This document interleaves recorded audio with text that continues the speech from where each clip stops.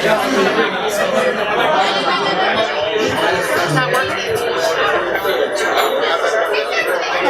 everyone.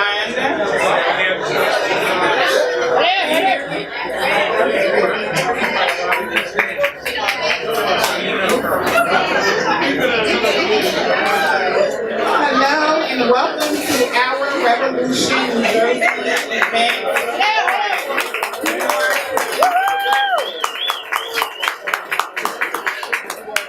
My name is Atalya Armstrong, and I will be your host for tonight. So tonight's purpose is to support like-minded progressives by bringing the leaders and the citizens together to incubate ideas, answers, questions on running for office or engaging locals who want to defeat the New Jersey status quo, politics in 2018. And two, to give Trenton's progressive citizens resources to engage at whatever level best suits their interests within the local Democratic Party, or simply using ORNJ as a springboard to move the progressive movement forward in Trenton and surrounding areas. So that's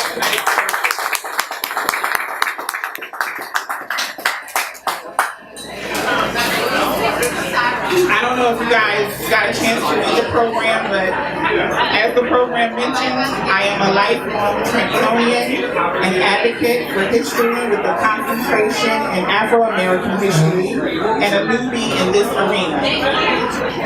Being a lifelong Trentonian, I've observed a disconnect of engagement between Trenton's Afro-American community and today's politics. This is not only neglectful, it's disturbing, because historically, Afro-American Trentonians have vigorously engaged in politics.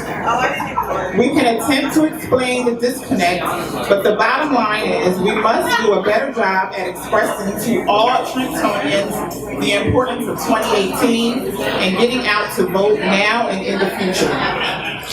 It is imperative that we regain that fight, that drive, that passion that once was. The goal should always be progressive, not regressive.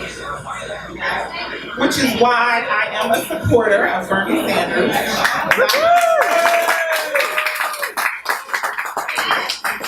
Not only has he advocated and continues to advocate for people who look like me, he is a supporter of women's rights, and most of all, he is fighting hard for the working class.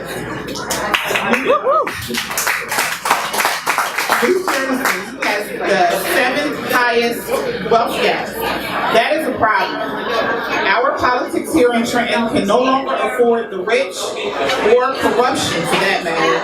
As we now see, Trenton is suffering from many things, but most of all, it's suffering from income inequality and bad politics. We have to ensure that our politics reflect the needs of the working people. Otherwise, as Bernie Sanders once said, I have the very frightened feeling that if fundamental and radical change does not come about in the very near future, that our nation, and in fact our entire civilization, could soon be entering an economic dark age.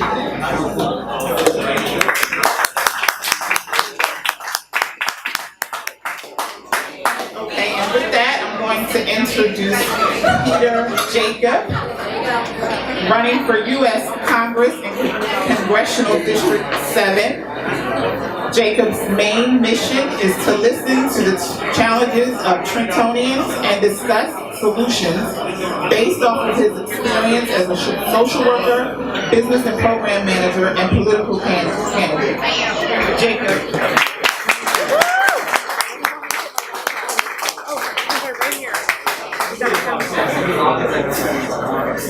My fellow progressives, good people of New Jersey, how y'all doing? All right. That was all right, but they gotta hear us next door, all right? They gotta hear us next door.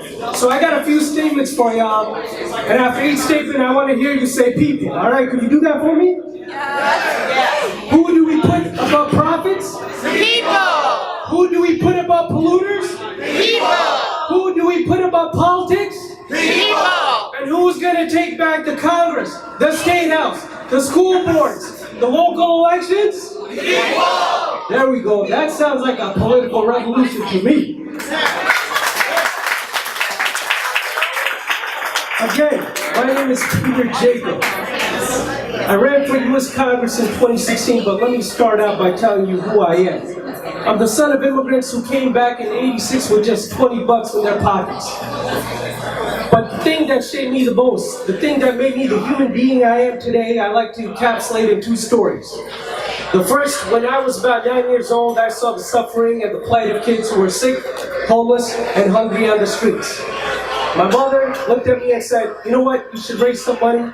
There's a nun in India and you should send it to her. I filled in my piggy bank and 365 days later, I sent it over. I got a letter back thanking me personally from Mother Teresa. The second story is, I'm a bit older. My father and I, after a hard day of work, he runs his own small business. We show up at a board meeting in an under-resourced community. And I remember a guy from a large corporation, fancy suit tie, comes up to us and in a snarky way asks my father, how did you get this contract? And I'll always remember my father's response. And it was, we are not greedy. Those lessons in compassion, integrity, and service to my community is what led me to become a social worker. And as a social worker, we're on ground zero every single day. If there's something to see, you see it. The families working 2 or 3 jobs who do not make ends meet. Our veterans who served our nation, but end up jobless, homeless, suffering from PTSD, and committing suicide every single day. Our senior citizens who literally have to choose between food and life-saving medication. But the worst day of my social work career was the day that a young black man showed up with a kid in his hand. He had a college degree, he got married, he got a job, he had a kid. He did everything right. He played by the rules. And yet he ended up homeless. And before he could tell me all that, I knew all that about him. Why? Because I went to college with him. Why in the wealthiest country in the history of the world was this a reality? That my own friend was at risk of being homeless. That a child is going hungry tonight. And the fact of the matter is, enough is enough, folks. We gotta stand up for that higher principle. So what did I do? I ran for U.S. House. And in 2016, we had no money, barely, no name recognition, in fact, not barely, no name recognition about 2 years ago. And by the end of that campaign, we had over 1,500 volunteers across 14 states. On election day, we made 36,000 phone calls, and we were endorsed by a presidential candidate, a U.S. senator with the highest approval rating in the country. You might have heard of him by the name of Brendel.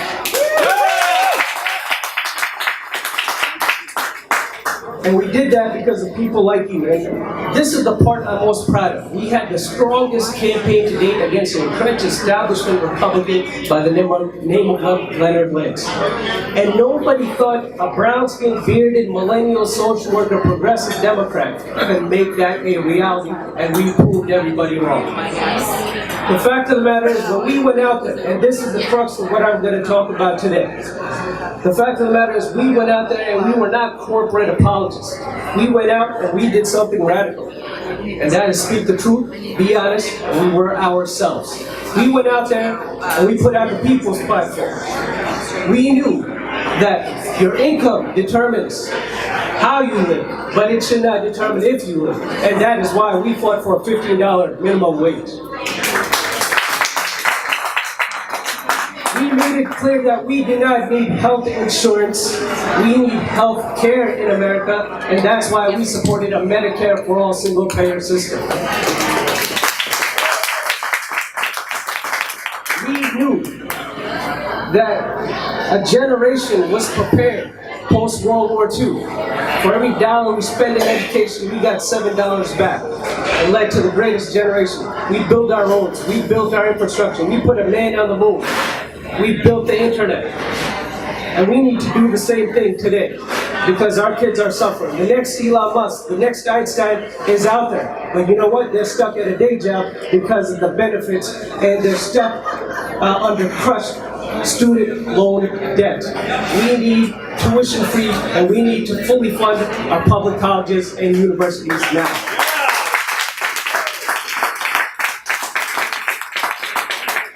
We need to address the scourges of climate change. The reality is we could do this right here in New Jersey. We're blessed to have wind, solar, geothermal. Just go up to Duke Farms up in Hillsborough. You can see all that views from coast to coast. It's called the Garden State.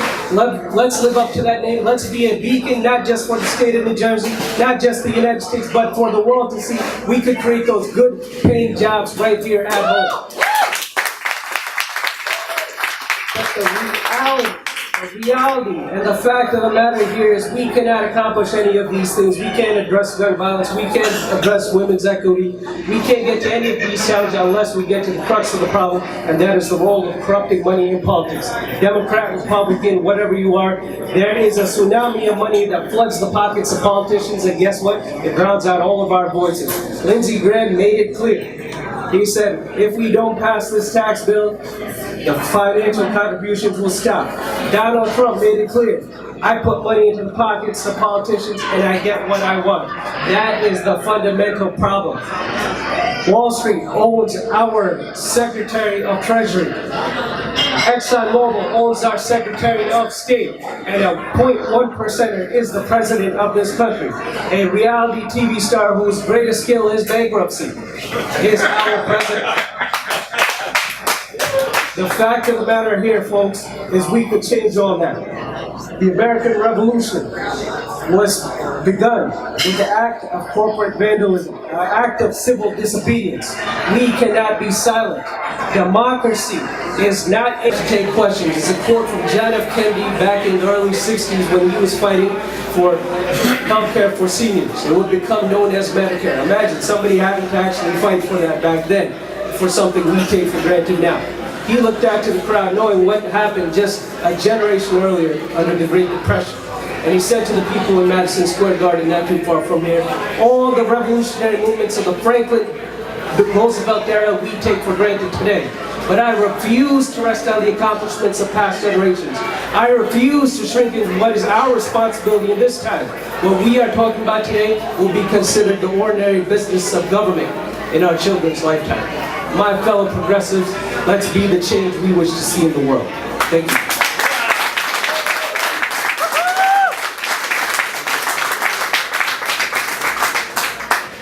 Thank you, Peter. Parker's got a break.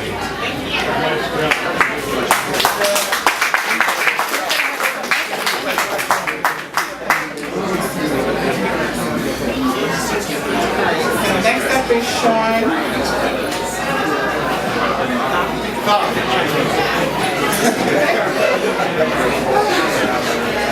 Sean Thom, running for U.S. Congress and Congressional District number 2. Thom is a middle school educator in downtown Camden. He has a compelling story about the fears that our youth are facing due to the political stage. His story is the reason he feels the need to run for office. Welcome, Sean.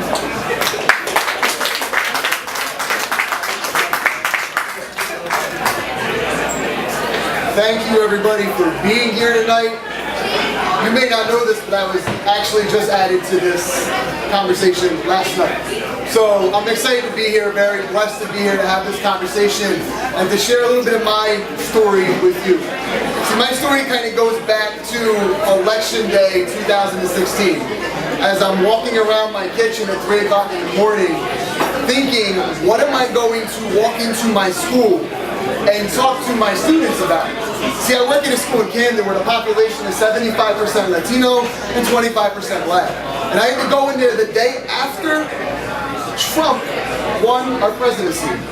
And what am I, as a white, heterosexual male, going to go in and say to these young children?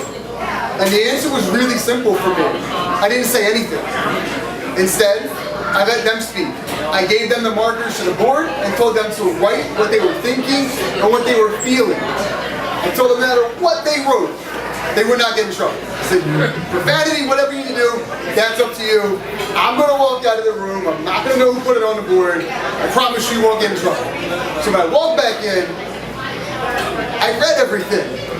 And after I picked my jaw up off the floor, I decided that I needed to read every single thing that was on that board verbatim. I didn't censor anything. Everything was raw and real. You had the things like F Trump, and this, and that, and things that angry 13 and 14-year-old kids who are confused, upset, and frustrated are going to say. But it got much deeper than that. Am I going to be deported? Is my mom going to be deported? What's going to happen to my family? Why is this country so racist? How did we elect a racist president? And if you look at what's happened in the last couple of days, you see exactly how racist our president is and what we're really dealing with. So after we started having this conversation and my kids started sharing what they were thinking and feeling, one of the kids in the class said, "Hey, Mr. Thom, you should really run for president." And I looked at him and I said, "You guys know there's an age requirement, right?" Yeah, we know, but really you should run for House. Or you should run for Senate. And my response to them was, yeah, we should.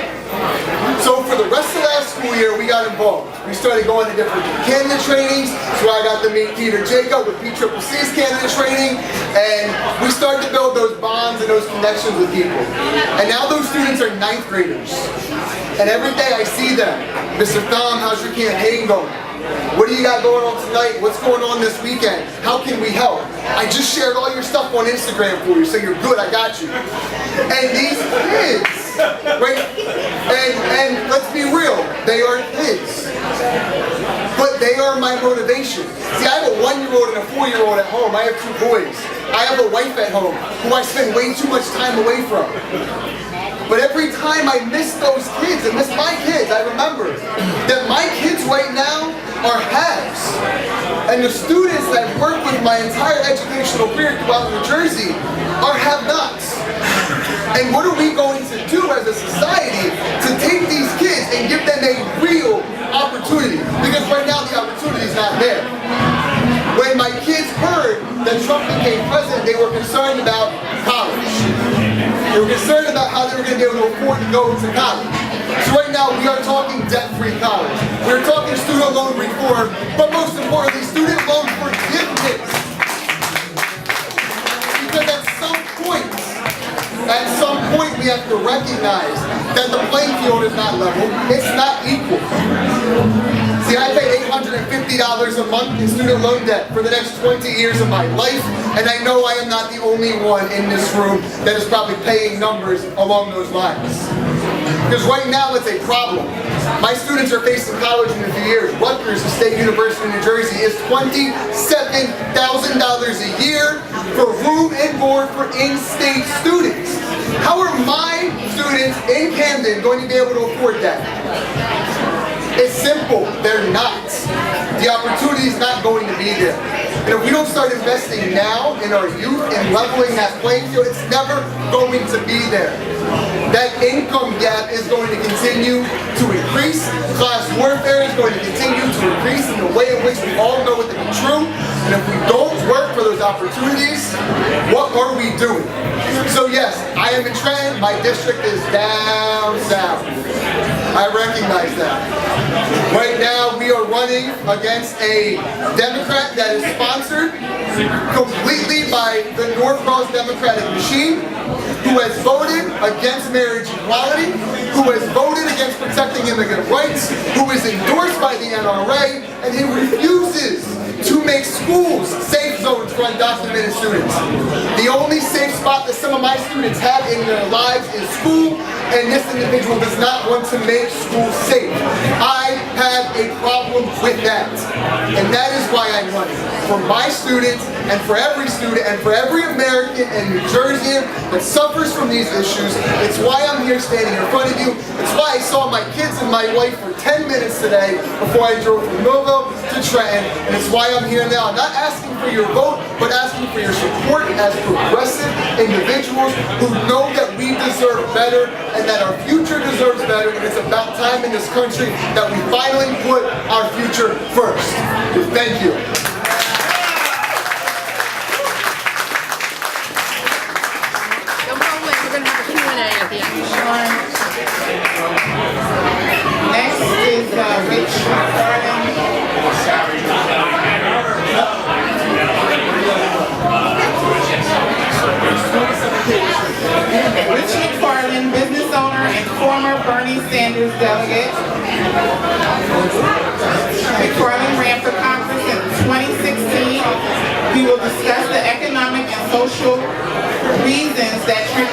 should get involved in the lower level positions. Rich. Thank you. Thank you very much. Hey, I'm Rich McFarlane. I'm really glad that you all came here tonight. I want to thank you. Now, is anybody here, I have a question for you all. Is anybody here angry about the Republican Party and what they're doing? Well, that's not going to be enough. So,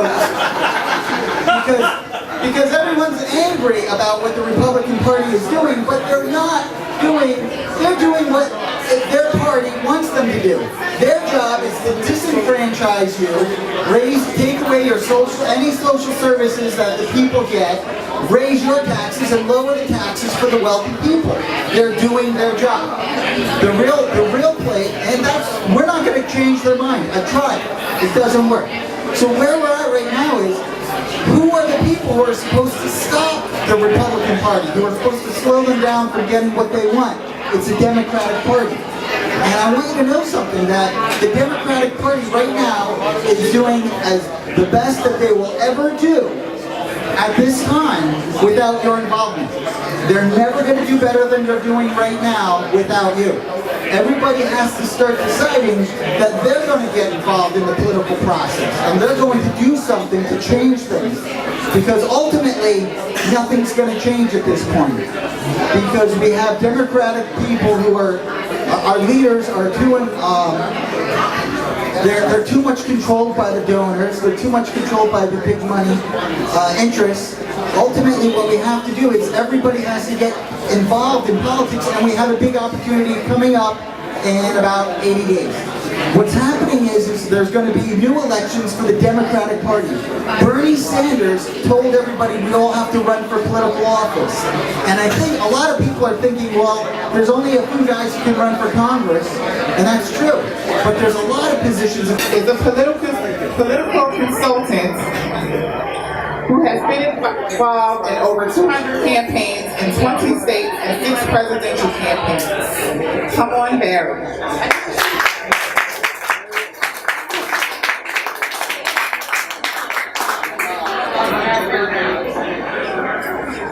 Okay, reaching it right on the nose.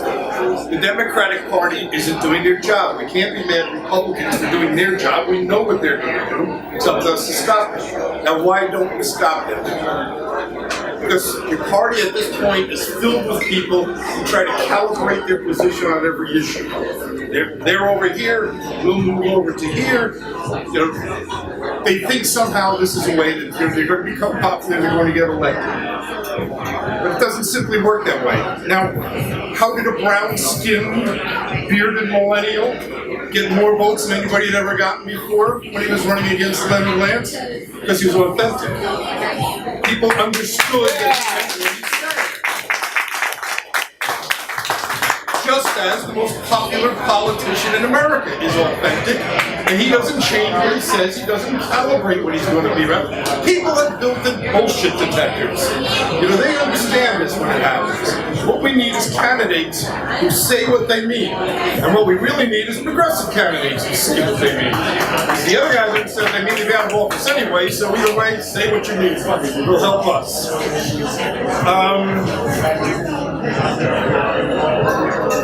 Now, how do we fight? I'm going to be very brief because we're going to be fun. How do we fight back? It's been alluded to before. We fight back by organizing at the local level to begin with. That means here, we're just getting together. You guys got to get together and start meeting on a regular basis. Okay? The other thing we can do is, okay, we're not going to have money. The power structure is going to come back and they're going to throw a ton of money at things. That's what they do. They give contracts to people and people give them back money. Then they use it to try and stay in power. We can do this by organizing. We can do this by knocking doors. I've been a consultant for 30 years. I tell every candidate when they come in, you can buy all the TV you want, you can send all the direct mail you want. There's one thing that's going to work better than that. Go out and knock on a door and talk to a voter. And that's what we all have to do. So, very briefly, because I don't want to take up much more of your time. Now, how do we put this all together? Well, again, Rich mentioned it. 16 of the 21 counties in New Jersey, including Mercer County, have county committee people running for election. The way the power structure in New Jersey works is county chairmen are all powerful. They control millions, $1 billion in contracts, and jobs, and salaries, and so forth. And they do this because they sit on top of a corrupt political machine that never gets opposed. The vulnerability of this is that chairman has to be elected by a county committee. What is a county committee person? For every voting district, when you go and you pull your lever in that machine, there's 2 people that represent that district. To get on the ballot, the most you have to do is get 10 signatures. Most places it's 4 or 5. Some of them, Rosie, right, it's 1 in a couple of districts near Rosie, I know that. Keep it low and hungry. Yeah, right, there you go. Very hard. And it's 1 when we're rounding up, by the way, so. We need to run for these positions. We're going to be putting together an effort. It's going to be statewide, so you're going to have lots of friends that are all going to be saying things around the state. We're going to try and provide resources. We have Working Families Alliance, we have Democracy for America, we have Bernie Sanders' organization, Our Revolution, all on board to support us. They'll be sending emails asking you to run. Go to our website, just sign up. You'll need 5 signatures in most places, 10 at the most in the most Democratic districts, so that's it. And then you go out, you file, and you run. And in most places, by the way, there's usually nobody in there. The organization can't get people to run. So if you just file, you're automatically going to get in there. When you get in there, you can vote in the new chairman. How many times, I don't know how much people pay attention to what the Democratic County Committee does. I don't, because I'm not interested in what they do at this point. But they never, ever talk about anything like an issue. How come the county committee or the county chair or the politicians above them don't say, hey, I'm for Medicare for all? Because nobody pushes them to do it.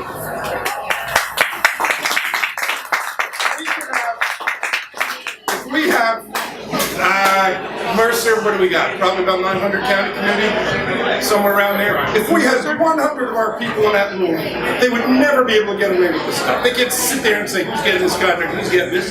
We get up and 100 people say, where do you stand on Medicare for all? And if you keep doing that, they're going to have to take a position on that. We can do this without winning these counties, but we can win these counties.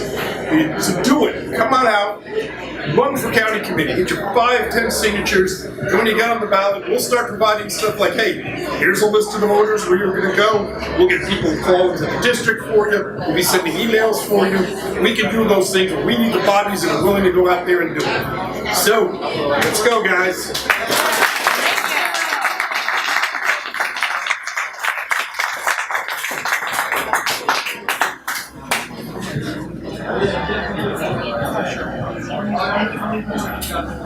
Okay, we're raffling off 2 books. Bernie Sanders' Guide to the Political Revolution and Reversing Runaway Inequality. So if you can, just fill this out at the bottom, or you can just drop your business card in the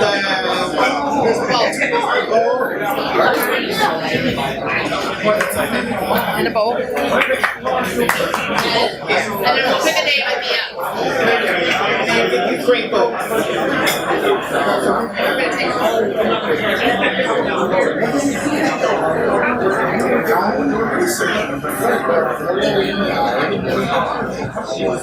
Hi, my name is Gio Talker, and I'm the spokesperson for Our Revolution New Jersey volunteers. We organize in Trenton and surrounding areas. We encompass Mercer and Hunterdon County, and we also support Peter Jacob for Congress. I am looking for Darren Reed. Is he here in the room tonight? Darren was scheduled, but he's doing basketball tonight, so it looks like he ran into a problem getting here. So I'm going to introduce Santiago Rodriguez. He is a Trenton for Bernie member, still a member, still fighting for Bernie, and I'm going to give him 3 minutes on the stage.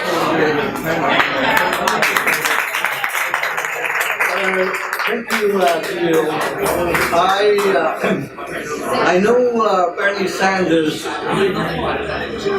long time. Well, since he got to Congress, I found it strange when I saw that I in front of him. Bernie Sanders, well, there was an I, not an R or a D. I said, what is going on with this guy? I had to find out who that guy is. That was about almost 30 years ago when he was a congressman for Vermont. So I read about Bernie Sanders, and when he drew his name for his nomination for the Democratic Party, I thought he was going to start a third strong party. That's what I wanted. But right away, I got in touch with his campaign because I wanted to help that old guy from Vermont, that old socialist, getting to become president of the U.S. That's what we need. We need a progressive president. And I don't call Bernie a progressive because Bernie is way above that term. He's not a progressive. He's a genius. He's something else. You know, I was always hoping to see a third party. I am a registered Democrat since 1972 in Trenton. I came to Trenton in 1970. I came to the United States May 25th, 1969 to work in a farm in South Jersey. That was slave labor, and that's where I decided that my life, when I saw that oppression of the farm workers in this country, I said to myself, my life, I'm going to dedicate it to help the workers, help the poor, help the needy, help the unrepresented. And I have never before ran for office. I have always campaigned. I campaigned for Bernie with my heart, because we needed a Bernie. We need a lot of Bernie. Now, I kept on reading about our revolution, and they were pushing for people to run from the bottom up. So I am running for councilman at large next May. I'm a progressive. I'm going to be the first progressive to be elected in the city of Trenton in history. Thank you.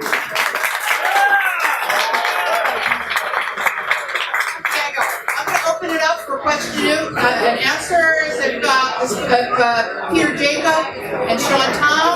Thom? John? Oh, sorry. We're going to open up question and answers. Where's Barry? I'm Barry. And then if anybody wants to come up and speak, they can do so after the Q&A, and then we can just relax and enjoy the Trenton Social. Also, thank the Trenton Social. Maybe a round of applause for them. They allowed us to meet in this room, no charge. They're awesome. We love them. All right, thank you. Let's see if anybody has any questions. Where's Peter? Peter. See if anybody has any questions. So, questions? We like questions. Okay, we like questions. What do you got? Can you speak to environmental degradation in Camden? So, while Camden is not part of my congressional district, we should, I teach in Camden, but I live a little bit further south, but we should also recognize the amount of pollution we see in Camden and what happens in our environment in that area from factories is it's environmental racism when you think about what is actually happening in that city and the conditions that my students and their families are in on a regular basis. That is a major problem. But I also live in South Jersey. So for me, you look down at the coastline, and Peter need more pipelines in our nation. In fact, New Jersey is at a surplus for natural gas. And the impact it will have is far great because they're trying to shove a pipeline under the Delaware River that provides water, drinking water, to over 18 million people. That includes the state of New Jersey, the city of Philadelphia, parts of Pennsylvania, and New York City itself. Why ruin our legs when we actually have options? Our opponents, our Republican opponents, will always say natural gas and flags are a bridge. Are a bridge for you. In fact, it's a bridge to nowhere. The solutions are out there. We got wind, we got solar, we got geothermal, we got capitalism. We got a guy by the name of Elon Musk, the Einstein of our generation. The next Elon Musk is out there. So we need to prepare this generation and the next with the resources so that we can be the leaders and switch to 100% renewable based.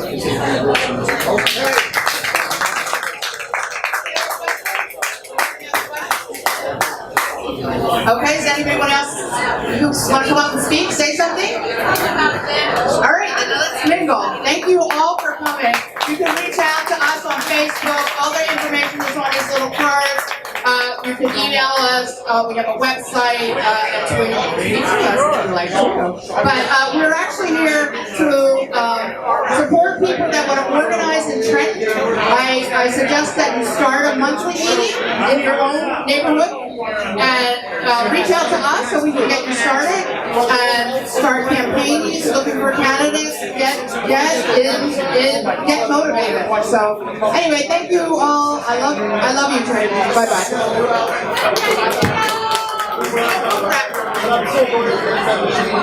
I want to say something about Jason. One quick event, I just wanted to mention,